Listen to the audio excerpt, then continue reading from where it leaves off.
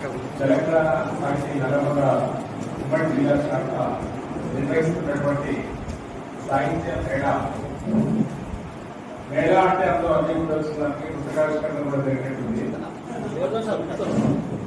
ఈ మేళాలో మొదటి సమావేశంలో చాలా మంది భక్తులు మాట్లాడుతున్నాము. తర్వాత కవులు ముఖ్యంగా ఎక్కువ మంది యువ కవులు కవితలు జరుగుతుంటే మాత్రం ఎక్కువ మంది వినలేకపోయాము. బహుశా ఇంకా తర్వాత సరిగా ఉంటున్నారు అని నిర్వాహకులు చెప్పారు. కాబట్టి మంచి కార్యక్రమం. తర్వాత ఈ సమావేశం నిజానికి 4 గంటల వరకు అంది. 2 గంటల ఉంది. 5 దాకా ఏమీ జరగకపోవచ్చు. ఎందుకంటే చాలా క్రిస్ప్ గా చాలా టుల్ పాయింట్ మనం మాట్లాడే మాటలు కానీ మనం రాసే రాతలు కానీ శబ్దవాక్యం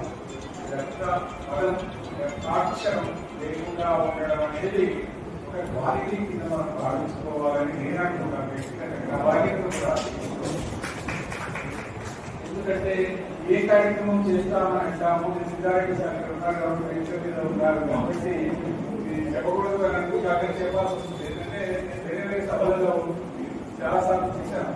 వాళ్ళు మోసం పేరు కానీ లేకపోతే తెలంగాణ సంఘం పేరు కానీ వేరే చోట్ల చేసిన సభలలో సిద్ధారెడ్డి గారు నడిపించే సభలో ఏంటంటే ఈయన స్వాగతం చేస్తారు, ఈయన ప్రసంగిస్తారు, ఈయన కృతజ్ఞతలు అంటే స్వాగతం కృతజ్ఞతలు ఖచ్చితంగా మెజర్డ్ సెంటెన్సెస్ ఉంటాయి.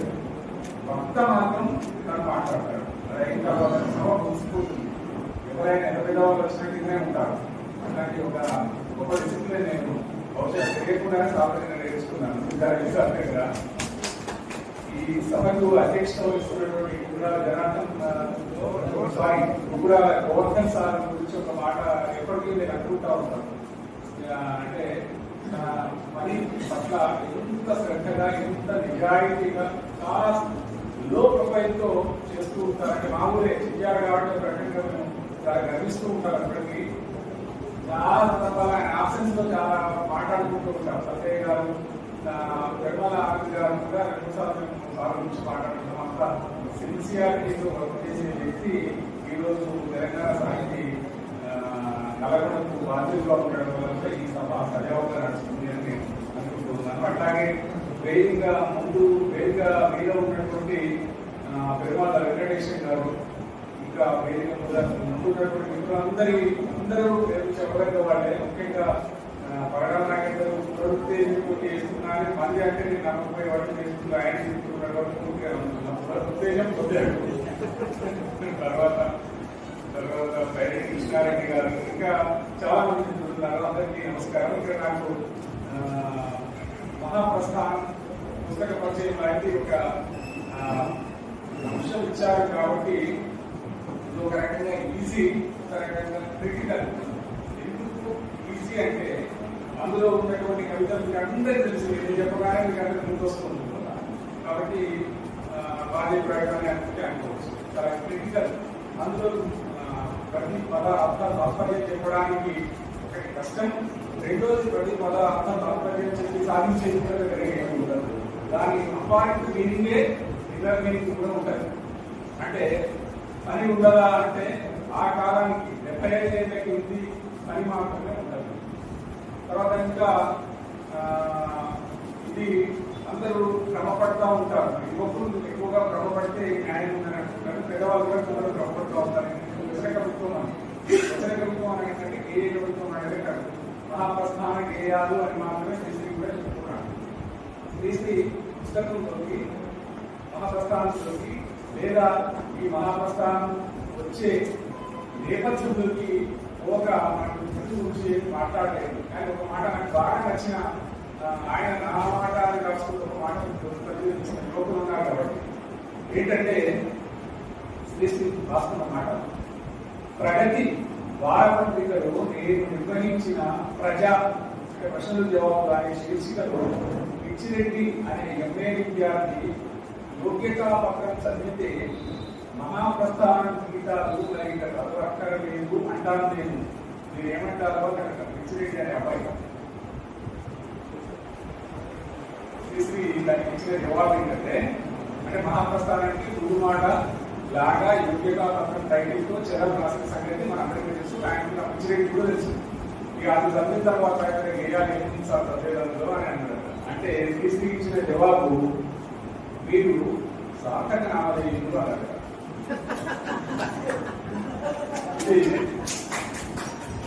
ఇది నిజానికి ఇక్కడ చెప్పడానికి గొప్ప రిలవెన్స్ కాదు, కింద రాసిన మాట రిలవెన్స్ ఉంటుంది. అది చెప్పడం కోసం దీంట్లోకి వచ్చాను నేను. ఆ రిలవెన్స్ ఏంటంటే జలసముద్రం రుక్మిణీనాథ శాస్త్రి ఆ రోజుల్లో అనధికారిక పబ్లిసిటీ ఆఫీసర్ గా నాకు పనిచేశాడు అని శ్రీశ్రీ చెప్పుకున్నాడు.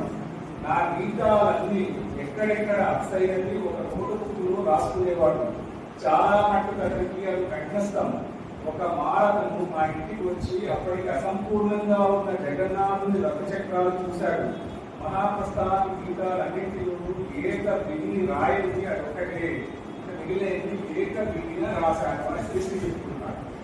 ఇక్కడ అది కాదు నేను చెప్పాలనుకున్నాను. జలసూత్రం రుక్మిణీనాథ శాస్త్రి ఈయన కవితలని ఇంటర్వ్యూ వచ్చిన తర్వాత మళ్ళీ నోట్బుక్లో రాసుకునేవాడు. తర్వాత అన్ని దాదాపు రోజులు వచ్చేది ఆయన. ఈ సందర్భంలో 2025లో ఎవరన్నా ఏ కవితన్నా అంతగా ప్రేమగా మనం చూస్తున్నామా, ఎవరి కవితలన్నా మనం వ్యక్తి రాసుకుంటున్నామా, నిశ్చితంగా రాసుకుంటున్నామా, లేకపోతే దశవిధంగా రాసుకుంటున్నామా, ఆరుద్ర దేవత రాసుకుంటున్నామా, శ్రీనారాయణ రాసుకుంటున్నామా, రాసుకోవట్లేదు. నేనైతే చెప్తున్నాను రాసుకోవట్లేదు. పైగా మనం ఏమంటామంటే నేను నా కవిత అద్భుతమైన కవిత రాశాను అంటాడు. This is the first sentence. నేను అద్భుతమైన కవిత రాశాను అంటే this is the most first sentence in literature. నా కవిత్వం చదివావా ఎలా ఉంది అని అడగడం కూడా ఇది రాంగ్ సెంటెన్స్. తర్వాత నా కవిత ఎలా ఉందో చెప్పు, ఇంకా ఇంకా చెప్పరాదు. ఇవి లేకుండా ఉండాలి అంటే మనము నిజమైన కవిత్వాన్ని అంత ప్రేమతో చదివి ఇందులో వస్తే కూడా రాసుకోవాలి. నేనేం చేస్తున్నానంటే ఎక్కువగా కొన్ని 1-2 పత్రికల్లో వచ్చే కవితలని బాగా చదువుకున్నప్పుడు బాగా నచ్చినట్టు కట్ చేసుకొని వెళ్ళిపోతున్నాను. అది వందలైనవి. ఎక్కడైనా సభకి పోయినప్పుడు మాట్లాడడానికి అవి వాడుకుంటున్నాను. అంటే అంత కాకపోయేతో పూర్తిగా ప్రభుత్వం మీద మోసున్న వాడి కాబట్టి నేను పనిచేస్తున్నాను. మీరందరూ కూడా ప్రభుత్వం మీద మోసు ఇష్టం ఉంటే మీరు ప్రభుత్వాన్ని జీర్ణించుకోవడానికి ప్రయత్నం చేయాలి అని శ్రీశ్రీ ఈ వాక్యాల ద్వారా చెప్పింది అని నేను అర్థం చేసుకుంటున్నాను. అంటే ఇది కూడా ప్రభుత్వానికి రాసిన ముందు మాటే కాబట్టి ప్రభుత్వానికి రాసిన ముందు మాట వాక్యం కానక్కర్లేదు, ముందు మాట కూడా వాక్యం కానక్కర్లేదు, పనిస్తుంది. నాకు అట్లా అర్థమైంది. సో ఈ 2 మాటలతోటి మనం ఒకసారి శ్రీశ్రీ కవిత్వంలోకి పోవడానికి ప్రయత్నం చేస్తే మనము మహాప్రస్థానం ఇది నేను 10th క్లాస్లో ఉన్నప్పుడు గోపాల్ రెడ్డి గారు టీచర్ ఇంగ్లీషు చెప్పేది. ఇంగ్లీష్ చెప్పేది తెలుగు మాట్లాడతారు, రాము సార్ మాట్లాడారు అట్లా. అందులో ఆయన ఏమంటే శ్రీశ్రీ మహాప్రస్థానంలో చక్కని కవిత్వం ఉంది అని 2 మాటలు చెప్పాడు. చెప్పి 5 నిమిషాలు చెప్పాడు. చెప్తే నేను వెల్కమ్ చేసి చెప్పాను సార్ సార్ నాకు రవి చూడడానికి అర్థం చెప్తుంది కదా సార్ కూడా అంటే తెల్లారి ఇక అప్పుడేం మాట్లాడలేదు. తెల్లారి వస్తుంది తెల్లారి వాళ్ళ ఇంట్లో నుంచి అప్పుడు చేసి నాకు చేయించారు. ఈ స్కూల్స్ ఇదే బొమ్మ అది సేమ్ బొమ్మ ఒకే బొమ్మ తెచ్చి ఇచ్చారు. అప్పుడు చదివాను.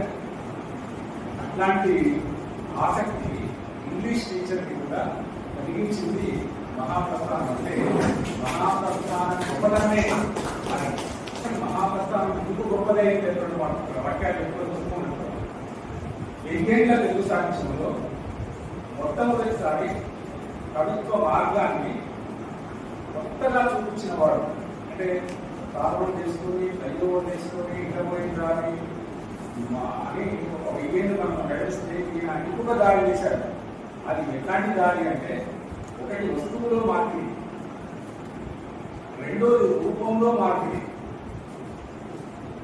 మూడోది అభివ్యక్తిలో కూడా మార్పిడి.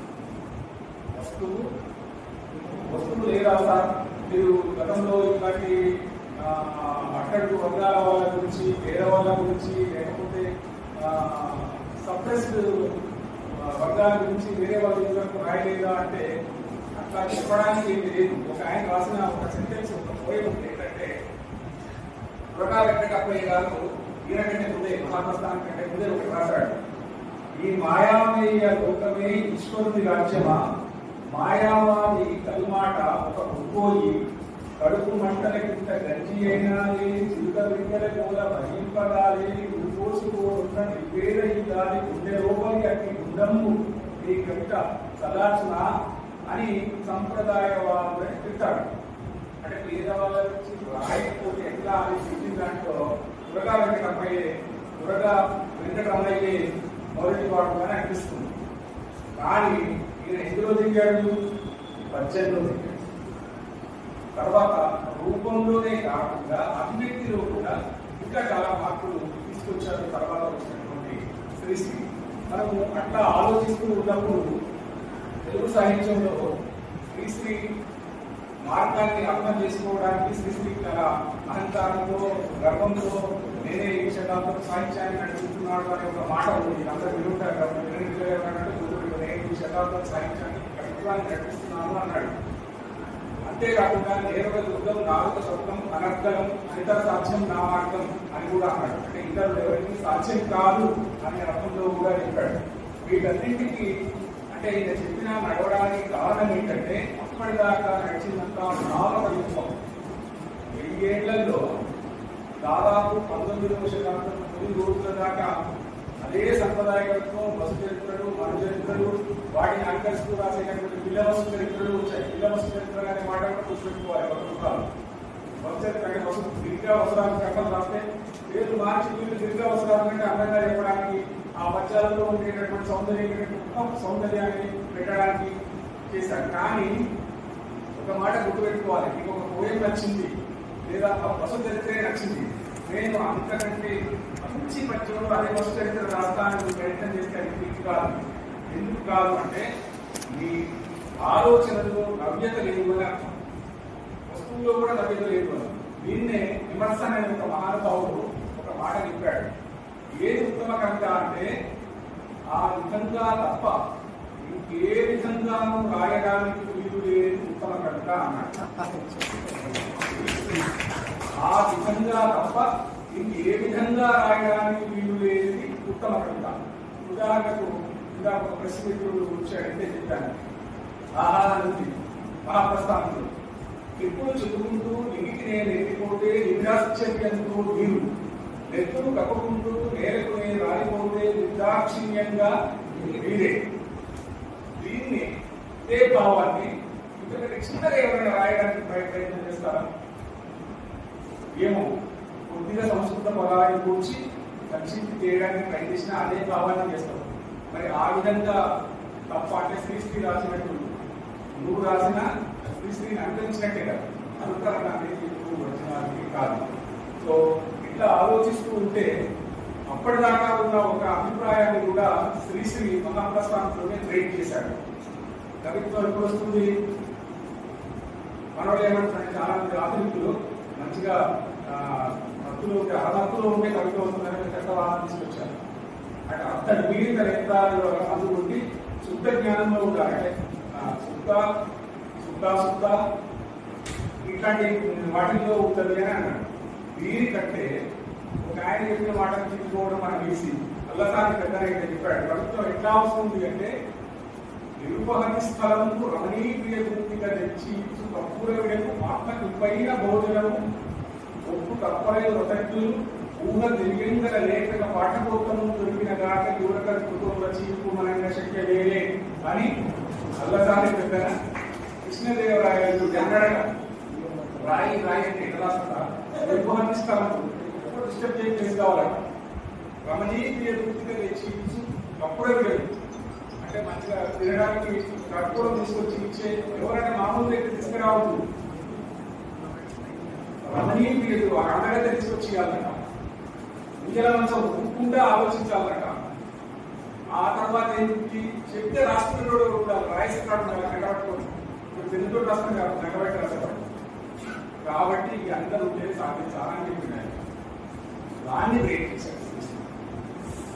శ్రీశ్రీ ఏం బ్రేక్ చేశాడంటే కవిత్వం ఎప్పుడు వస్తుంది అని ఈయన ఒక పోయమే రాశాడు. ఆ పోయము మీకు అందరికీ తెలిసిన పోయమే, కానీ మనం శ్రీశ్రీ గురించి మహాప్రస్థానం గురించి ఇంతగా మాట్లాడుకుంటున్నప్పుడు ఆ కవితని మనం ఒకసారి చదవాల్సిందే. ఆధునిక కవిత్వానికి లేదా అభ్యుదయ కవిత్వానికి లేదా విప్లవ కవిత్వానికి ఆయన మాట్లాడుతున్న రోజుల్లో కవిత్వం ఎట్లా వస్తుంది అంటే ఏముంటే వస్తుంది అంటే కన్నీటి ఎదుగుతుంటే కాదు. సింధూరం రక్తచందనం బంధూకం సంధ్యారాగం గురి చంపిన వేడి ఎత్తులు ఎగరేసిన ఎవరి జంట రుద్రాలిక నయన జ్వాలిక కరకర్త కాలిక నాలిక కావాలి కవకవనానికి ఇవన్నీ ఉంటే కొత్త కవిత్వం. రక్తచందనం ఎరుపు, బంధూకం పోరాటానికి ఒక ఆయుధం, సంధ్యారాగం అందులో కూడా ఎరుపు. సంధ్యారాగం అంటే సాయంకాలం ఇచ్చేటటువంటి ఏదైనా రాగం గాలి ఇచ్చేటటువంటి సబడి కావచ్చు, అందులో కూడా ఎరుపు ఉందని. గురి చంపిన వేడి ఎత్తులు ఎరుపు, ఎగరేసిన ఎవరని జెండా ఇదంతా తెలిసిందే. రుద్రాలిక నయన జ్వాలిక, రుద్రాలిక నయన జ్వాలిక అంటే నయనాల్లో ఉండేటటువంటి జ్వలనం, కలకత్త కాలిక నాలిక ఇవన్నీ ఉంటే కవిత్వం వస్తుంది. కాకుండా మన ఆసక్తి కోసం దాన్ని ఇంకా కింది పెంచాడు. దాన్ని కొత్తగా చెప్పడం వల్ల శ్రీశ్రీ కవిత్వ మార్గాన్ని కొత్త వైపు ప్రయాణం చేయడానికి తీసుకుపోయాడు అని మనం చెప్పవచ్చు. తర్వాత ఈ భావకవిత్వం మీద తిరుగుబాటు చేశాడు అనే అర్థంలో చెప్పుకొచ్చాను కదా. మొట్టమొదట ఈయన భావకవే. అంటే ఎవరు కూడా మనం పుట్టతోటి అన్ని నేర్చుకో, పరిణామం ఉంటుంది మనిషికి. మనిషితో పాటు కవికి కూడా పరిణామం ఉంటుంది. ఈ కవి భావకవిత్వం రాసి ప్రభవ అనే పుస్తకం వేసుకున్నాడు. అప్పటికి మనోళ్ళందరూ ఇప్పుడు కొంతమంది ఏంటంటే పుస్తకం రాసే 25 అయినాయి, 26 అయినాయి, 35 సార్ 35 వేసేస్తే సార్ అంటారు. మనకు వారి పుస్తకం వస్తుంది. ఇప్పుడు ఆపేసి భావకవిత్వం వేసేటప్పటికి ఆయన 25 19 రాసి ప్రభావాన్ని దాంతో ఏ రకమైన పేరు చాలా మంది శ్రీశ్రీ అంటే ప్రభావం రాసిన తెలియని కూడా ఉన్నారు. అట్లాంటి తప్పు కూడా ఆయన చేశారు. చేసిన తర్వాత ఆయనకు ఏ సందర్భంలో ఈ మార్పు అనేది మొదలైనది అని తెలుసుకోవాలంటే మన మహాప్రస్థానం కొంచెం లెఫ్ట్ వింగర్స్ వైపు ప్రయాణం చేయాల్సిన అవసరం ఉంది. ఈ లెఫ్ట్ వింగర్స్ ఎవరు అంటే మీకందరికీ తెలుసు. 1905లో రష్యాలో కార్మిక విప్లవం ఒక ప్రయత్నం చేస్తున్నారు. కార్మిక వర్గం ఒక విప్లవం కోసం ప్రయత్నం చేసి ఫెయిల్ అవుతుంది. తర్వాత 1917లో రెండవసారి కార్మిక వర్గం విజయం సాధించి బోల్షివిక్ విప్లవాన్ని తీసుకొని వచ్చింది. ఈ బోల్షివిక్ విప్లవాన్ని తీసుకొని వచ్చిన తర్వాత కూడా 1914-18 మధ్య అంటే మొదటి ప్రపంచ యుద్ధంలోనే విప్లవం వచ్చింది. ఆ తర్వాత కొద్ది రోజులకి రెండవ ప్రపంచ యుద్ధం వచ్చినప్పుడు రష్యాని ఎట్లయినా ఉక్కేయాలి, రష్యా తీసుకొచ్చినటువంటి సామ్యవాద సామ్రాజ్యం అనేది నిలబడదు అని ప్రపంచానికి చెప్పాలని వెస్టర్న్ కంట్రీస్ అనుకున్నాయి. ఈస్టర్న్ కంట్రీస్ కూడా కొన్ని లోపాయికారిక అదే అభిప్రాయాన్ని కలిగి ఉన్నాయి. కలిగినప్పుడు అంటే రెండవ ప్రపంచ యుద్ధానికి మొత్తం గ్లోబ్ 2 సమూహాలుగా విడిపోయింది. మీకు అందరికీ తెలుసు. Russia, China and America, England లాంటి అన్ని కూడా ఒక గ్రూప్ లో ఉన్నాయి. వీళ్ళంతా ఇంగ్లాండ్, రష్యా, చైనా, అమెరికా వీళ్ళందరూ కూడా జర్మనీకి ఫాసిజానికి నాసిజానికి వ్యతిరేకమే. నాసిస్టు లేదా ఫాసిస్టు వర్గాలకు వ్యతిరేకంగా ఉన్నప్పటికీ జర్మనీ రష్యా మీద దాడి చేస్తూ ఉన్న క్రమంలో వీళ్ళందరూ సైలెంట్ గా ఉంటారు. ఈ సైలెంట్ గా ఉండడం అనేది వీళ్ళు చేస్తున్నటువంటి ద్రోహం అని గుర్తుపట్టినటువంటి వాళ్ళు రాజకీయ నాయకులు కాదు, కేవలం కవులు గుర్తుపట్టి ఫాసిజానికి వ్యతిరేకంగా మ్యాక్సిమ్ గోర్కీ ఒక ఆయన, థామస్ మన్ ఇంకొక అతను, వేల్స్, రోమారోలా ఇట్లాంటి వాళ్ళు 1935లో ప్యారిస్ లో ఒక సభ పెట్టింది. కొంచెం అందరం గుర్తుపెట్టుకోవాలి. ఇది నిజానికి మహాప్రస్థానం రావడానికి నేపథ్యం ఇదే. ఆ సభలో అదృష్టవశాత్తు ఇండియన్స్ కొంత పాల్గొనే అవకాశం ఉంది. ఫ్రాన్స్ లో సభ పెడితే ఇండియన్స్ ఎందుకు అంటే ఇంగ్లాండ్ లో చదువుకోవడానికి భారతీయులు చాలా మంది పోతూ ఉండేవాళ్ళు. ఆ పోతూ ఉండే వాళ్ళలో ఒక 45 ఉన్నారు. గుల్కరాజ్ ఆనంద్, జేసీ ఘోష్, సజ్జాద్ జాహిద్, ప్రమోద్ సేన్ గుప్తా ఇలాంటి వాళ్ళు 5-6 మంది ఇంగ్లాండ్ లో ఆక్స్ఫర్డ్ లో చదువుకుంటున్నారు. ఈ ఆక్స్ఫర్డ్ లో చదువుకుంటూ ఉండే వాళ్ళందరూ కూడా ఈ మీటింగ్ కి వెళ్ళారు. వాస్తవానికి వ్యతిరేకంగా ఫ్రాన్స్ లో మ్యాక్సిమ్ రోడ్డు ఏర్పాటు చేసినటువంటి సభకు పోయారు. దాన్ని లెఫ్ట్ వింగర్స్ అని వాళ్ళు తెలుసుకున్నారు. ఈ లెఫ్ట్ వింగర్స్ ఏం చేశారంటే అక్కడ సభ పెట్టిన తర్వాత 1935 తర్వాత 2-3 పుస్తకాలు వేశారు. ఆ పుస్తకాలు తర్వాత కాలంలో ఎక్కువగా ప్రాచుర్యంలోకి రాలే, కానీ వాళ్ళ భావజాలం చాలా ప్రాచుర్యంలోకి వచ్చింది. నేను ఇందాక చెప్పినటువంటి ఇండియన్స్ అక్కడ సభలో పాల్గొని అందులో ఇన్స్పైర్ అయ్యి హైదరాబాద్ ఢిల్లీకి వచ్చి, ఢిల్లీ లేదా ఇండియాకి వచ్చి ఇండియాలో ప్రోగ్రెసివ్ రైటర్స్ అసోసియేషన్ అనేది ఫామ్ చేశారు. అదే మనం చెప్తున్న అభ్యుదయ రచయితల సంఘం అని చెప్పచ్చు. ఈ ప్రోగ్రెసివ్ రైటర్స్ అసోసియేషన్ సభ మొదట లక్నోలో ప్రేమ్చంద్ అధ్యక్షతన జరిగింది. లక్నోలో ప్రేమ్చంద్ అధ్యక్షతన జరిగినటువంటి ఈ సభకి తర్వాత ఎవరెవరు పాల్గొన్నారంటే ఇందులో చాలా మంది ప్రోగ్రెసివ్ రైటర్స్, తర్వాత ప్రఖ్యాతి చెందినటువంటి వాళ్ళు అందరూ అందులో పాల్గొన్నారు. రఘుపతి సహాయ్, సుమిత్రానంద్ పంత్, సూర్యకాంత్ త్రిపాఠి నిరాలా, ఇది సునంద కవి ఆయన, తర్వాత విరాట్ గోరఖ్పూరి తదితరులు పాల్గొన్నారు. ఇదే సభలో అంటే ఇంగ్లాండ్ పోవడం ద్వారా ఫ్రాన్స్ లో సభ అటెండ్ అయ్యి ఇండియాకు వచ్చి లక్నోలో ఉన్న సభలో పాల్గొని వీళ్ళందరూ ప్రోగ్రెసివ్ రైటర్స్ అసోసియేషన్ ఫామ్ చేసినప్పుడు మొదటి ప్రోగ్రెసివ్ రైటర్స్ అసోసియేషన్ సభకి ఒకే ఒక తెలుగు వ్యక్తి అటెండ్ అయ్యిండు. ఆయన పేరు అప్పూరి రామకృష్ణారావు. అప్పూరి రామకృష్ణారావు ఆ సభకి ఒంటరిగా పోయి దాని నుంచి ఇన్స్పైర్ అయ్యి అక్కడ లెఫ్ట్ వింగర్స్ డాక్యుమెంట్ ఒకటి తెచ్చాడు. ఫ్రాన్స్ లో లెఫ్ట్ వింగర్స్ రిలీజ్ చేసిన డాక్యుమెంట్ ని ఒకటి తీసుకొచ్చాడు. ఆ తీసుకొచ్చి తెలుగు వాళ్ళకి ఎట్లా ఇంటర్వ్యూ చేయాలనే ఆలోచనలో భాగంగా విశాఖపట్నంలో ఆంధ్ర వర్తమాన లేఖన సంఘం అనే ఒకటి, ఇప్పుడు మనం పెట్టుకున్నట్టే ఒక సంఘం పేరు పెట్టుకొని సభ నడిపించినట్టే అందులో పెట్టుకొని శ్రీశ్రీని పులిపంట అప్పస్వామిని పిలిచి మనం సభ చేద్దాం. సభ కంటే ముందు లెఫ్ట్ వింగర్స్ డాక్యుమెంట్ ఉంది, ఈ డాక్యుమెంట్ ని తెలుగులోకి చెప్పాలని ఏమనిచ్చారు. అనుమానం ఏమనిస్తే చదివి ఎకరాల వాళ్ళు చేసుకొని ఉంది అని శ్రీశ్రీ చేయలేకపోయాడు. పులిపంట అప్పస్వామి కూడా చేయలేకపోతే ఆయన మళ్ళీ పదే 2-3 సార్లు అడగంగా దీన్ని అనువాదం చేయడం దీన్ని నాకు కొంచెం స్వేచ్ఛానువాదం చేస్తే బాగుంటుంది అనిపిస్తుంది సార్ అన్నాడు. ఏదో ఒకటి చెయ్యన్నాడు. దాంట్లో బాడీస్ చాలా క్రిటికల్ ఉన్నాయి. ఏంటంటే radical changes are taking place in the Indian society and across the countries అని ఉంటుంది. అట్లా మొదలై ఒక చాలా డీటెయిల్ గా ఉంటుంది. దాన్ని శ్రీశ్రీ ఒక 6 నెలల తర్వాత ఒక పోయం కింద మార్చాడు. ఇట్లయితేనే నాకు ఒక అయితే సార్, లేకపోతే దాన్ని యాక్టివ్ ట్రాన్స్లేషన్ చేస్తే ఎవరు చదవరు అనే అర్థంతో చెప్పి దాన్ని ఒక పోయం కింద మార్చారు. ఆ పోయం ఏంటంటే ఎవరికైనా మహాప్రస్థానం చేతిలో ఉంటే మీరు చూడొచ్చు, 71వ పేజీలో ఉంటుంది. ఆ పోయమే కులాలనన్ని ఫలాల నుండి విధాతలంలో వేమం పిండగ జగానికంతా సౌఖ్యం పిండగ జగం బలంతరికి వరికావించే కర్షక వీరుల కాయం వెంట కాలువ కట్టే కర్మజలానికి ఖరీదులేదోయ్. ఇది లెఫ్ట్ వింగర్స్ ప్రిన్సిపల్స్ కి తెలుగు అనువాదాన్ని మనం చాలా మంది పట్టించుకోము. ఇది స్వతంత్ర కవిత్వంగానే మనం ఇస్తాం, కానీ నిజానికి స్వతంత్ర కవితే కేవలం భావం మాత్రమే అక్కడి నుంచి తీసుకున్నారు. అందులో ఇచ్చినటువంటి టెక్నికల్ టర్మ్స్ అన్ని తీసేశాడు.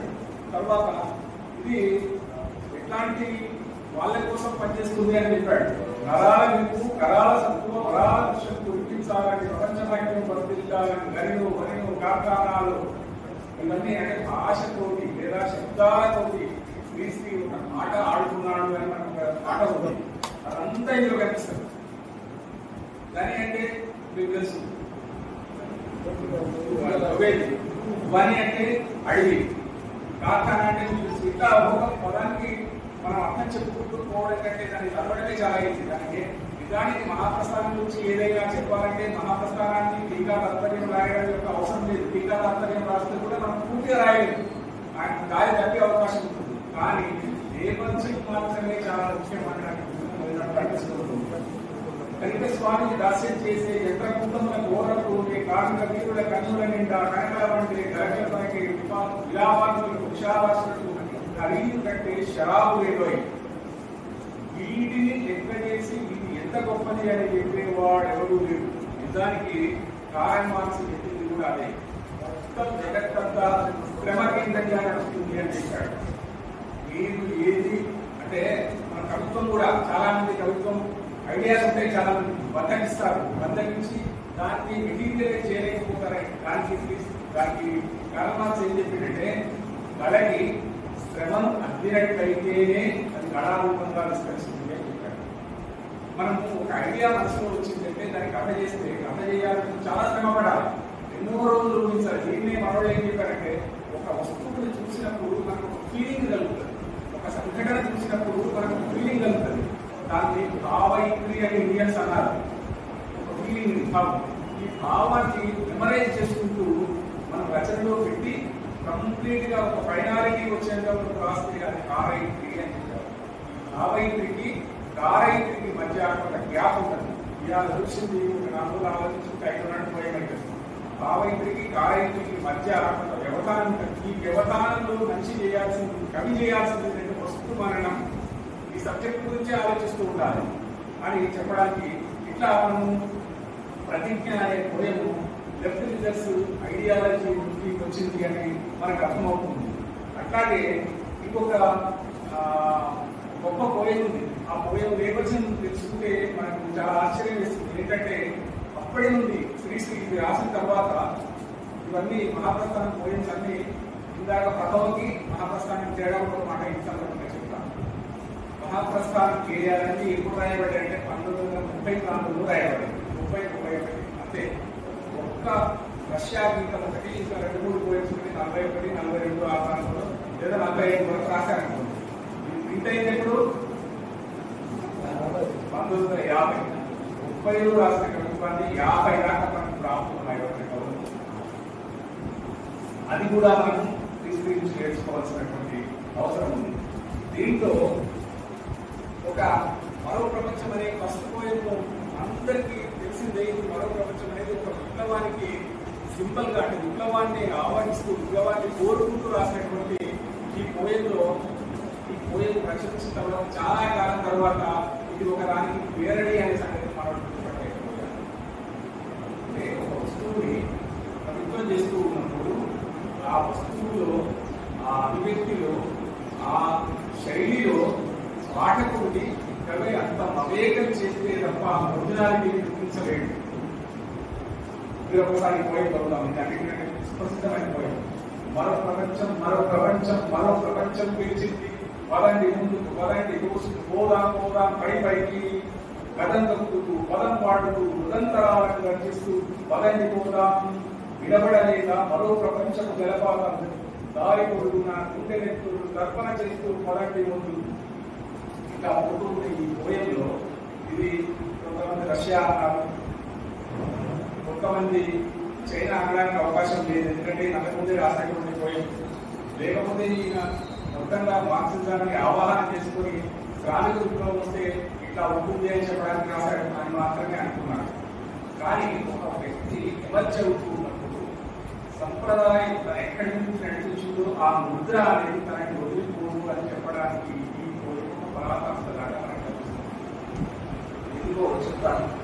మరో ప్రపంచం మరో ప్రపంచం మరో ప్రపంచం పిలిచింది, పదండి ముందు పదండి తోసుకు పోదాం పోదాం పైకి అంటే పడి గోవిందం గోవిందం పని మూఢమదే సంప్రాప్తే సన్నిహితే కాలే నైని రక్ష విరుద్ధుకాలే అని బైబిల్ తీసుకుంటున్నాడు.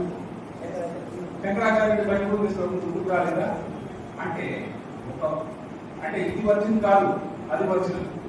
ఒక ఒరిజినల్ ని మరిపించే విధంగా మహాప్రస్థాన గీతాన్ని రాశాడు. అంటే మహాప్రస్థాన గీతంలో ఈ వస్తువు చేయడం వల్ల ఎంత శక్తివంతమైన కవితగా మారింది అని మనం అంచనా వేయగలుగుతాము. ఒక గొప్ప శక్తివంతమైన కవితగా మారింది అని మనం అంచనా వేయగలుగుతాం. అట్లాగే దేశంలో చాలా వాటికి చాలా సందర్భాలలో శ్రీశ్రీ ప్రగతిశీల కవిత్వం చర్చించబడ్డది. ఇతర భాషల్లో కూడా కొంత చర్చ జరిగిన మాట వాస్తవంగా, కానీ తెలుగు భాషకు ఉన్న పరిమితుల వల్ల ఇది ఇతర భాషల్లో మనం ఎంత చెప్పుకుంటున్నామో అంత చెప్పుకోలేదు. ఎందుకంటే దానికి శ్రీశ్రీ నిజానికి ఇంకా చర్చ చేస్తే వైయక్తికంగా శ్రీశ్రీ చాలా ఇండిసిప్లిన్డ్ గా కూడా ఉన్న సంగతి మనం గుర్తుపెట్టుకోవాలి. శ్రీశ్రీ విశాఖపట్నంలో 1910లో జన్మించారు. ఆ తర్వాత ఆయన రకరకాల ఉద్యోగాలు చేశారు. ఆ రకరకాల ఉద్యోగాలతో పాటు హైదరాబాద్ సంస్థానంలో కూడా మన నిజాం నవాబు గారి దగ్గర కూడా ఉద్యోగం చేశాడు, రేడియోలో ఉద్యోగం చేశాడు, సినిమా పాటలు రాశాడు. కష్టమైన ఉద్యోగం అంటూ చేయకుండా చాలా దేశాలు తిరిగాడు. తర్వాత ఈ మొత్తంగా శ్రీశ్రీని ఆవహించినటువంటి మార్క్సిజాన్ని ఆయన ఎంత బాగా చెప్పాడు అంటే అదంతా కూడా మనము మహాప్రస్థానంలోనే చూడగలుగుతాం. మహాప్రస్థానం గీతం రాసేటప్పుడు దాంట్లో ఏముంది అని చెప్పడానికి మనకు శ్రీశ్రీ సొంతంగా ఒక మాట చెప్పాడు. ఇప్పుడు మనం అందరం మానవతావాదాన్ని వదిలేసి, విశ్వమానవ భావాన్ని వదిలేసి నా మతం అని కవిత్వం రాసేవాళ్ళు కూడా ఉన్నారు చాలా మంది. మీరు అవునన్నా కాదన్నా, తర్వాత నా కులం అనే కవిత్వం రాసేవాళ్ళు కూడా ఉన్నారు. వీటన్నింటినీ అధిగమించాలి కవి అని శ్రీశ్రీ మహాప్రస్థానంలో చెప్పాడు. ఆయన మాటల్లో ఇట్లా ఉంటుంది: క్లాసిజంతో పాటు జాతీయ దురహంకారం కూడా అభ్యుదయ నిరోధకమైనదే. ఈ వాక్యం ఇప్పటికి వర్తిస్తుందా వర్తించదా?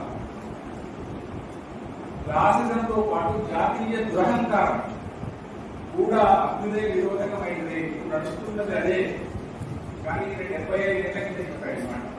దీనికి అంతర్జాతీయ దృక్పథమే దేవుడు. అంతర్జాతీయ దృక్పథం అంటే పాకిస్తాన్ సపోర్ట్ చేసినట్టు అనుకుంటే అది వాడి భ్రమ. అంతర్జాతీయ దృక్పథం అంటే ఈరోజు ప్రపంచంలో ఎక్కడైనా యుద్ధం జరిగితే దాన్ని ఎట్లా మనం అర్థం చేసుకోవాలనేది అంతర్జాతీయ దృక్పథం.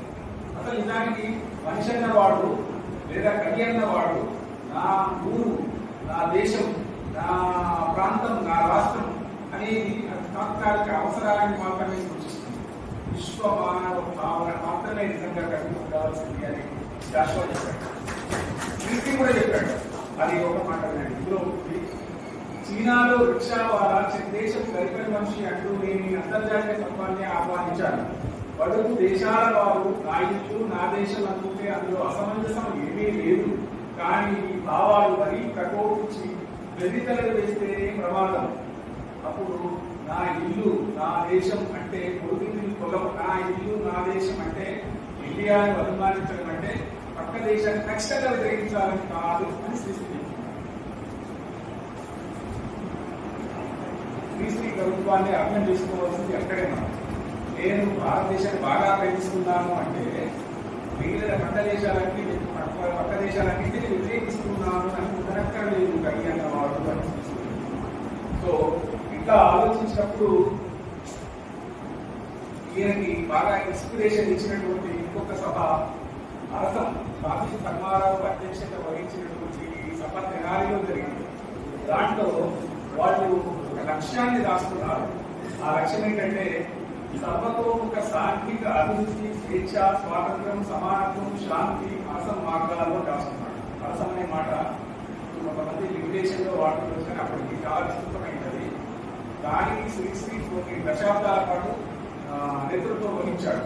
కాబట్టి అదంతా కూడా అంటే తర్వాత అరసం 2వ సభ గడివాడలో జరిగింది. 3వ సభకి ఇక్కడి నుండి ఒక గొప్ప వ్యక్తి అరసం సభ 3వ సభకి పోయాడు. అది కూడా తెనాలిలో జరిగింది. ఆయన వట్టికోట ఆల్వార్ స్వామి అరసం సభలకు పోయి వచ్చి ఇన్స్పైర్ అయ్యాడు అని చెప్పడానికి ఆయన రచనలన్నీ సాక్ష్యాలే. అరసం కాసేపు పక్కన పెడితే మార్క్సిజం అనేది మనం ఆలోచిస్తే అది ఎవరి వైపు ఆలోచిస్తుంది? సామాన్యుల వైపు ఆలోచిస్తుంది. ఆయన వట్టికోట ఆల్వార్ స్వామి రాసినటువంటి ఒక కథ ఉంది, పరిగే ఎట్లాంటి కథ అంటే దాన్ని పోల్చడానికి, అంటే పరిగే ఏరుకోవడం ఒక హక్కులాగా భావించే అవసరం లేదు. కానీ పరిగె ఏరుకోవడం అనేది మామూలు అటంటి వర్గాల వాళ్ళు దాంట్లో జీవనం ఒక బెనిఫిట్ అవుతుందని ఏదైతే పరిగెతో పాటు దొంగతనం చేసిన వాడిని వాడిని పట్టుకొని జైల్లో పెట్టి చివరికి కొన్ని సంవత్సరాలు జైల్లో ఉంచుతారు. అంటే దొంగతనమే, చిన్న దొంగతనమా పెద్ద దొంగతనం. పిల్లవాడు తిరుగుతూ ఇక్కడ చాక్లెట్ కాబట్టి చూడలేదు కదా చాక్లెట్ తీసుకొని పోయి తింటే వాళ్ళు జైల్లో పెట్టారా? నేరానికి సరైన శిక్ష మాత్రమే ఉండాలి తప్ప అని చెప్పేది మార్క్సిజం.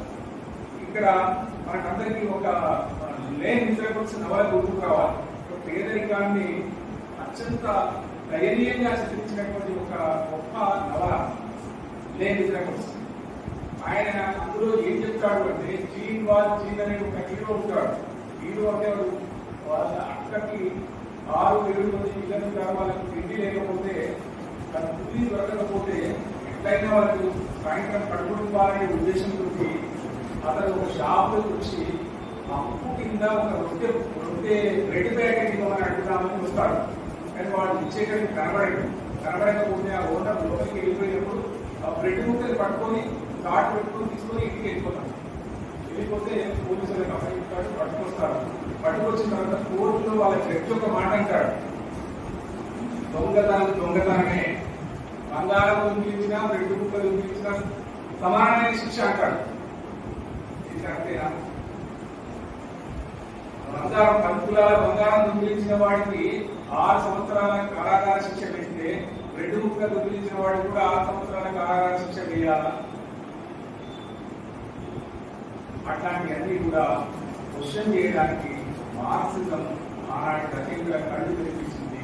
వాళ్ళందరికీ నాయకత్వం నుంచి ముందు నడిపినటువంటి శ్రీశ్రీ ఆ తర్వాత మహాప్రస్థాన గేయాన్ని, మహాప్రస్థాన కవిత్వాన్ని ప్రచురించాడు. మహాప్రస్థానంలో ఉండేటటువంటి ప్రతి కవిత అంత సుప్రసిద్ధం కావడానికి కారణం ఏంటంటే ఆయనకు ఉన్నటువంటి పరిధి, ఆయనకు ఉన్నటువంటి అధ్యయనశీలత, ఆయనకు ఉన్నటువంటి ఆయన ప్రాచీన సాహిత్యాన్ని తెలుగు ప్రాచీన సాహిత్యాన్ని ఎంత చదివాడో, ప్రాచీన సాహిత్యాలతో పాటు పాశ్చాత్య సాహిత్యాన్ని కూడా చదివాడు. ఆయన పాశ్చాత్య సాహిత్యాన్ని మనం సరిగ్గా అర్థం చేసుకోవాలంటే ఒక అద్భుతమైన కవిత ఒక ఎగ్జాంపుల్ లాగా నిలబడుతుంది. ఎవరికైనా మహాప్రస్థానం పుస్తకం ఉంటే ఇంటికి పోయాకైనా చూడొచ్చు.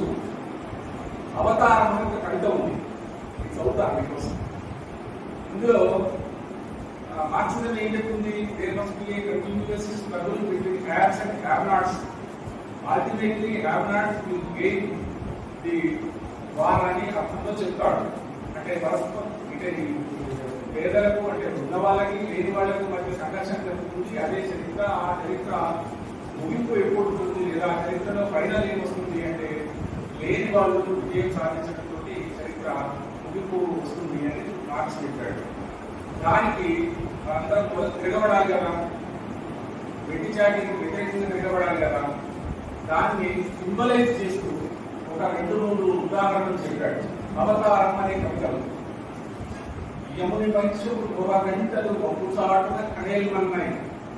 యముడు దేని మీద పోతాడు?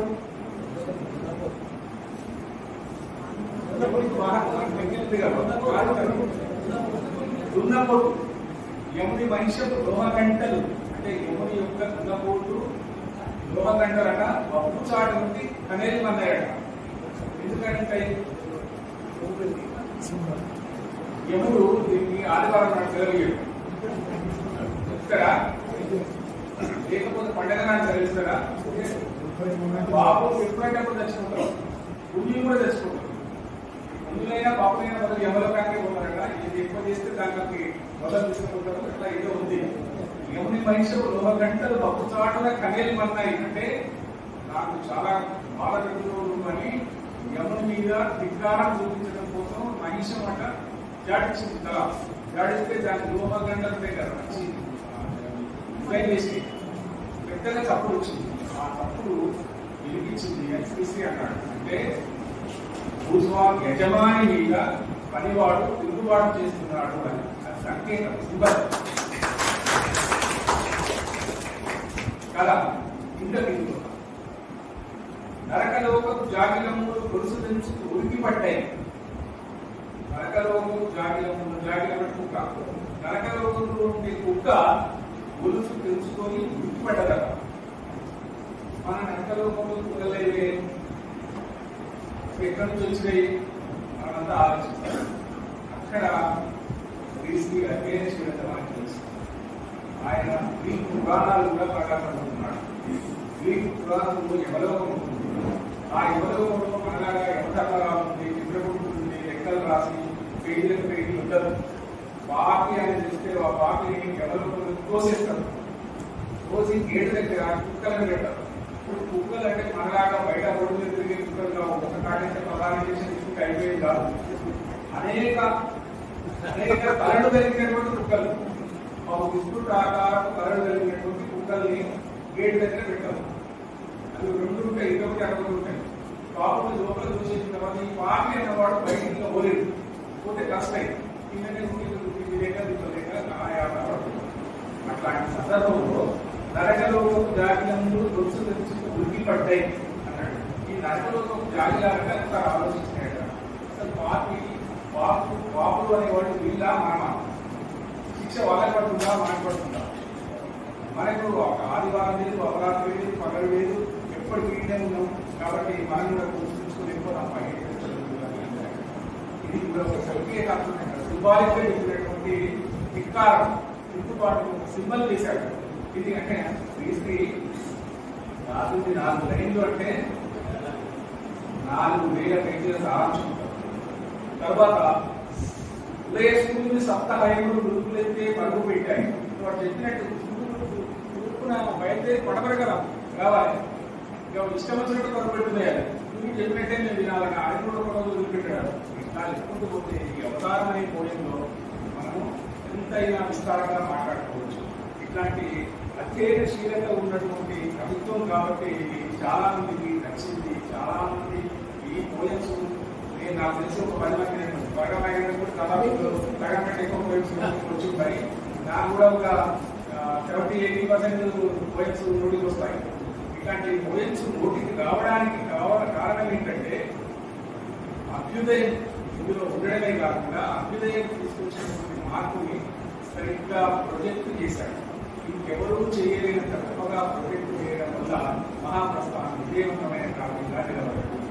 దానికి ఒక 10-20 కావ్యాలు తెలుగులో లిస్టింగ్ చేస్తే కంపల్సరీ చదివి తీరవలసింది. ఫారినర్ ఎవరైనా అమెరికా వాడు వచ్చి ఇక్కడ తెలుగు నేర్చుకుని తెలుగు సాహిత్యంలో ప్రధానంగా చదివి తీరవలసిన కావ్యాలు మళ్ళీ ఇంగ్లీష్ అవసరమైంది అంటే అలా ఇది కూడా ఉండదు. అట్లా ఆలోచించినప్పుడు ఇంకొక గొప్ప పోయం ఉంది. ఆ పోయము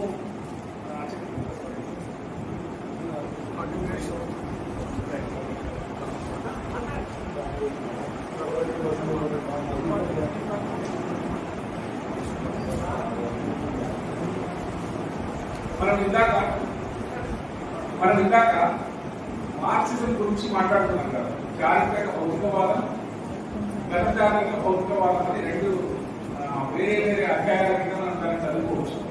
ఈ చారిత్రక భౌతికవాదం లేదా గణతాంత్రిక భౌతికవాదంలో ప్రధానంగా చరిత్ర ఎట్లా పరిణామం చెందుతుందో చూసాము. దీన్ని అంతటినీ చూసుకుంటున్న క్రమంలో కవి అన్నవాడు ఏం చూడాలి అంటే కేవలం చరిత్ర అంటే రాజును చూడవద్దు. ఆ రాజు వెలిగిపోవడానికి కారణమైనటువంటి సామాన్యుల సాహసాన్ని చూడమన్నాడు. ఇది కూడా చరిత్రలో మొట్టమొదటిసారి వచ్చినటువంటి ఆలోచన ఒక కవికి. దాంట్లో దేశ చరిత్రలో చాలా ఫేమస్ పోయినది. అంటే ఒక భారతీయులని అనుకోవడానికి లేదు. అన్ని దేశాలలో రాజులు పోగరాజులు అయితే సామాన్యులు అష్టకష్టాలు పడే సంగతిని చెప్పడం ఆయన ఉద్దేశం. అందులో చాలా మంది రాజుల పేరు కూడా ఇచ్చాడు. ఒక్కొక్క రాజు చరిత్ర మనం తెలుసుకుంటేనే ఆయన ఈ పేరు ఇక్కడ ఎందుకు వాడాడు అని మనకు అర్థమవుతుంది.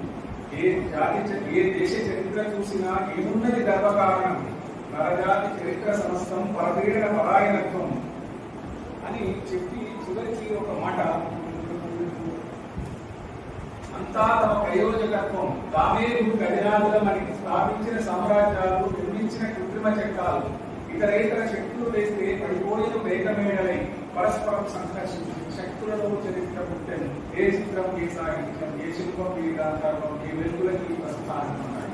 పరస్పరం సంఘర్షించిన శక్తులలో చరిత్ర పుట్టెను అనేది మార్క్సిజం యొక్క సారాంశం ద్వారా అంత తక్కువ మాటల్లో మార్క్సిజం యొక్క సారాంశాన్ని చెప్పినటువంటి ఒప్పపోయిన దేశ చరిత్ర.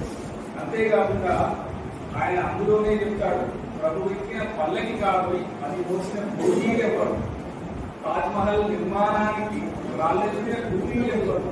ఇట్లాంటి హేతుబద్ధమైన ప్రశ్న తెలుగు సాహిత్యంలో ఎక్కడ చేయబడ్డది అంటే మహాప్రస్థానం. అందుకే మనందరం మహాప్రస్థానం ప్రాథమికంగా చదువుకునేవలసినటువంటి ఒక మహాకావ్యం.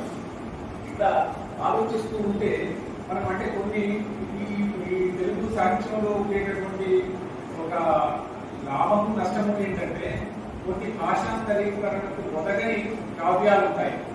ఉదాహరణకి ఇప్పుడు వసతిత్ర ఇందాక అనుకున్నాం కదా, వసతిత్ర ఆ పద్యాలను చూసుకుంటే నువ్వు కన్నడంలో ఇంగ్లీష్లో రాస్తే ఎట్టి పరిస్థితుల్లో ఎవరికి నచ్చదు, నచ్చిన దాఖలాలు కూడా లేవు. అట్లాగే కొన్ని భాషలకి అతీతంగా అంటే భాషలు దాటితే దాని ప్రభావం గొప్పగా ఉంటాయి. వేరే కావ్యాలు కూడా ఉంటాయి, వేరే కవిత్వాలు కూడా ఉంటాయి. నాకు ఒక హిందీ లైన్ గుర్తుంది ఏంటంటే, बाप का जो प्यार होता है, बाप का जो प्यार होता है वो प्यार का बाप होता है. దీన్ని తెలుగులో రాయడానికి నేను ట్రై చేశాను, వస్తే కూడా ఇక్కడ అర్థంగా రాలేదు. బాప్ కా జో ప్యార్ హోతా హై, తండ్రి యొక్క ప్రేమ ఏదైతే ఉందో ఓ ప్యార్ కా బాప్ హోతా హై, అది ప్రేమకే అయ్యేలాంటిది. అక్కడే క్రీస్తు రాసినటువంటి వాక్యాలను ఇంగ్లీష్ లో పరస్పరం సంఘర్షించిన శక్తులలో చరిత్ర పుట్టేను అనేది ఇంత చక్కటి తెలుగులో రాసినట్టు అంత అందంగా హిందీలో రాయగలుగుతామా అని నాకు అట్లా ఇది లిమిటేషన్. కవిత్వానికి లిమిటేషన్ ఎప్పటికీ ఉంటుంది. నవల కానీ, కథ కానీ, నాటకం కానీ ఇంకేదైతే భాషాంతరీకరణకు సరిగ్గా ఉంటుంది, కానీ కవిత్వం అంత సజావుగా వదలదు అని చెప్పడానికి క్రీస్తు కవిత్వం కూడా.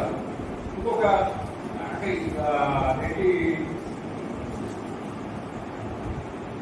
విషాద సారంగధరం అనే ఒక నాటకం ఉంది మనకు. ఆ నాటకంలో కూడా అనేక వింతలు విశేషాలు ఉంటాయి. వాటిని మనం భాష మార్పించవచ్చు. అట్లా చూసినప్పుడు తెలుగులో కొత్త దృష్టిలో కొత్త దృక్కోణంలో వచ్చినటువంటి చాలా కవితలు మహాప్రస్థానంలో మాత్రమే ఉన్నాయి. కాబట్టి మహాప్రస్థానం అంత ప్రఖ్యాతులకు వచ్చింది. ఒక కవిత మనం తప్పనిసరి చూడాల్సింది. ఇందాక నేను చెప్పాను కదా, రష్యా విప్లవం విజయవంతమైన తర్వాత దాన్ని ఎట్లయినా ధ్వంసం చేయాలని డైరెక్ట్ గా అనుకున్నవాడు హిట్లర్, ఇండైరెక్ట్ గా అనుకున్నవాడు మిగిలిన దేశాల వాడు. ఒక రోజు 1941 అనుకుంటాను, 39 నుంచి 45 మధ్య జరిగింది. 41లో జర్మనీ సైన్యం అంతా మెల్లగా రష్యన్ సామ్రాజ్యం USSR United republic of Soviet socialist United Soviet socialist republic అందులో ఎంటర్ అయినప్పుడు రష్యాలో ఉన్నటువంటి సాంకేతిక నైపుణ్యం అప్పుడు చాలా కష్టంగా ఉంటుంది, అడ్డుకోలేకపోయారు. ఆ క్రమంలో వాడు మెల్లగా మాస్కో సిటీ వాళ్ళ హెడ్ క్వార్టర్ కి జర్మనీ సైన్యం వచ్చింది. జర్మనీ సైన్యం హెడ్ క్వార్టర్ కు వచ్చినప్పుడు రష్యాకు తీవ్రతరమైన సమస్య కింద మారింది. ఇప్పుడు జర్మనీ వెనక్కి తరమకపోతే మనం రష్యా ఓడిపోవడం ఒకటే కాదు, కమ్యూనిజం లేదా సోషలిజం అనేది ఒక పార్ట్స్, సోషలిజం నిలవలేదు అని చరిత్రలో రికార్డు చేస్తారు వాళ్ళు అనే దాంట్లో. అప్పుడు నేను అనుకుంటా బహుశా లెనిన్ అలాంటి అధ్యక్షుడు ఆయన ఏం చేశారంటే, చరిత్రలో మొట్టమొదటిసారి మనకు ఆత్మాహుతి దళాలను వింటున్నాం కదా, ఆత్మాహుతి దళాలంటే మనం ఒకరిని ఖచ్చితంగా శత్రువులు చంపాలని. అట్లాంటి మొట్టమొదటి ప్రతిపాదన ఆత్మాహుతి దళం అనేది రష్యా విషయంలోనే తలెత్తాల్సి వచ్చింది. రష్యన్ అధ్యక్షుడు ఆత్మాహుతి దళాల కింద మారాలని రష్యన్ సైన్యానికి పిలిపించాడు. పిలిపిస్తే సైన్యంలో ఉండే కొంతమంది తమ శరీరం నిండా బాంబులు పెట్టుకొని హెలికాప్టర్ నుంచి శత్రు సైన్యం వీధికి పోయి హెలికాప్టర్ నుంచి వాళ్ళ మధ్య దూకారు. వీళ్ళు దూకడం వల్ల సుమారుగా 200-300 బాంబులు కఠినని పేర్చాయి. ఇక్కడ ముక్కలు అవుతాడు, అక్కడ 100 మంది సైనికులు శత్రు శిబిరం కూడా చనిపోతారు. ఈ విధంగా ఎంత గొప్ప సాహసం, ఎంత గొప్ప త్యాగం ఎంత గొప్ప దేశభక్తి అని మనం ఆలోచించవలసినటువంటి అవసరం ఉంది. అట్లాంటి దేశభక్తిని, అట్లాంటి త్యాగాన్ని, అట్లాంటి గొప్ప అద్వితీయమైనటువంటి సంఘటనని కవిత్వం చెయ్యాలా చెయ్యొద్దా శ్రీశ్రీ నిర్భయంగా చేశాడు. అదేంటంటే గర్జించు రష్యా, గర్జించు రష్యా, పర్జన్య శంఖం పరిగించు రష్యా, దౌర్జన్య రాజ్యం ధ్వంసించు రష్యా. దౌర్జన్య రాజ్యం అంటే జర్మనీ. దౌర్జన్య రాజ్యం ధ్వంసించు రష్యా, వేగే రష్యా, రారా Russia, Russia Russia Russia Russia అనడం వల్ల మనకు కొంతమంది బాగా కట్టబద్దులైన సంప్రదాయవాదులు ఈయన రష్యావాది అని పేరు పెట్టారు. ఆయన రష్యావాది కాదు, రష్య మానవతావాది అయినవాడే కవి అని ఇట్లా మనం అనేక కవితలని మహాప్రస్థానంలో ఆయన విశ్వమానవ తత్వానికి, అభ్యుదయ దృక్పథానికి, ఇంకా ఒక భావజాలానికి సింబల్స్ గా చూపించవచ్చు. ఇట్లా ఒక సుమారుగా ప్రతి 2-3 కవితల్లో ఒక కవిత నాయన గుర్తుంటుంది. పేదల గురించి ఆయన పడేటువంటి కథన అంతకు ముందు రాసిన వాళ్ళ కంటే చాలా భిన్నంగా ఉంది. ఇదేంటంటే పేదలు అనే ఒక పోయం ఉంటుంది. అది కూడా ఒక ఇంగ్లీష్ పోయం చదివి ఇన్స్పిరేషన్ తో రాసింది. ఇట్లా మనము ఆలోచిస్తే సిఎస్సి లాంటి కవితలు, నిరుద్యోగ మీద రాసినటువంటి కవితలు, ఇవన్నీ కూడా మహాప్రస్థానాన్ని చిరకాలం మనందరికీ మనసులో మిగిలిపోయేటట్టుగా రాశారు. అందువల్ల ఈ కవిత్వం పుస్తకం ఒక్కటి చాలు శ్రీశ్రీని రచించడానికి. ఇలాంటి శ్రీశ్రీ మన వాళ్ళ ఒక అభిప్రాయం ఏంటంటే చాలా తక్కువ రాయాలి, చాలా తక్కువ వేయాలి అంటే చాలా రాస్తే అందులో తక్కువ నిలబడతాయి. రాసేదే తక్కువ రాస్తా అంటే ఎంత నిలబడతాయని చెప్పడానికి మనకు అవకాశం లేదు. శ్రీశ్రీ చాలా పుస్తకాలు కథ సృష్టి కాకుండా కొత్తగా ఆత్మకథనాన్ని రాశాడు, కథలు కూడా రాశాడు ఆయన. దీంట్లో ఈ చలం చెప్పినటువంటి చివరి మాట ఏంటంటే లోకేకాపత్రంలో అని చెప్పి నేను ముగించడానికి ప్రయత్నిస్తాను. దేవుడు, అధికారాలు, బాధలు, సౌఖ్యాలు, నీతులు, స్వర్గము, మర్యాదలు మూటకట్టుకుని కురికే మీకు అర్థం కాని బాధ, మరణం, దరిద్రం, అవిశ్వాసం, అశాంతి ఇవన్నీ అర్థం కాక గట్టిగా సృష్టినే ప్రశ్నిస్తున్న యువకుల లక్ష్య కష్టాల్ని ఏకం చేసి పలుకుతున్నాడు శ్రీశ్రీ. ఆనాటికి యువతరాన్ని తన ఆవాహన చేసుకుని ఈ మహాప్రస్థానాన్ని పలుకుతున్నాడు అని చలం చెప్పిన మాట చాలా నిజం. ఈ చలం చెప్పిన మాటలతో పాటు ఇందులో ఉండే పోయమ్స్ లో మనకు ఏ ఒక్క పోయమ్ని సజావుగా అర్థం చేసుకున్న ఆయన శ్రామికుల పక్షాన, అట్టడు వర్గాల పక్షాన ఆలోచించినటువంటి మహాకవిగా మనకు అర్థమవుతాడు. ఇట్లాంటి పోయమ్స్ మాత్రమే కాకుండా నిజానికి ఆచరణలో ఏం చేశాడు అనే దాన్ని కాసేపు పక్కకు పెడితే ఆయన చాలా కాలం తర్వాత అర్థం వదిలేసి రసంతో ప్రయాణం చేసిన సంగతి కూడా మనకు గుర్తుపెట్టుకోవాలి. రసం చివరిలో ఏం జరిగింది అంటే అందులో కూడా వ్యక్తివాదము, ప్రశంసావాదము, లేకపోతే తమను తాము పొగడుకోవడం అనేది చాలా ఉంది అని తర్వాత రసం అనే గొప్ప సంస్థను కూడా తానే స్థాపించాడు. రసం సభ ఎక్కడ స్థాపించబడ్డది అంటే మన తెలంగాణలోని ఖమ్మంలో స్థాపించబడ్డది. మనందరిలో గుర్తుపెట్టుకోవాలి. ఖమ్మంలో రసం సభలో మాట్లాడుతూ ఆయన ఇచ్చినటువంటి ఒక పిలుపు ఈ మహాప్రస్థాన కావ్యానికి పూర్తిగా సపోర్ట్ చేసే పిలుపు ఏంటంటే కవి అనేవాడు కష్టజీవికి ఇరువైపులా ఉండే అక్షరాల లాంటి వాడు అన్నాడు. మీరు చూడండి, కష్ట జీవి రాయండి మొదలు కావాలి మీరు ఈ 2 అక్షరాలని తన సామాన్య చుట్టూ నిలబెట్టే వాడే కవి అని చెప్పాడు. అట్లా ఆలోచించినప్పుడు ఒక మహాప్రస్థాన కావ్యాన్ని సృష్టించి తెలుగు సాహిత్యంలో నేను అనుకుంటాను ఇది అతిశయోక్తి కావచ్చు, మహాభారతం లాగా, భాగవతం లాగా, లేకపోతే ఇంకేదైనా ప్రస్తుత కావ్యం లాగా మహాప్రస్థానం లాగా జిల్లాకాలం తెలుగు సాహిత్యంలో నిలిచిపోతున్నాయి. తెలుసుకోవాలి, రాసుకోవాలి. ఇది ఎన్ని ప్రింట్లు అయితే ఎవరైనా 30-40 ప్రింట్స్ అయిపోతుంది. చిన్న కావ్యం ఇంత చిన్నగా ఉంది, ఇంత విస్తృతులకు వచ్చింది అంటే మీకు 75 ఏంటంటే మనం ఇక్కడ ఉన్న వాళ్ళు ఎవరు పుట్టినప్పుడు పుట్టిన కావ్యం ఇప్పుడు మాట్లాడుకోవడానికి అవకాశం వచ్చింది. ఇట్లాంటి గొప్ప కావ్యాన్ని సృష్టించిన శ్రీశ్రీని స్మరించుకోవడం అంటే మన సామాన్యుల మాత్రమే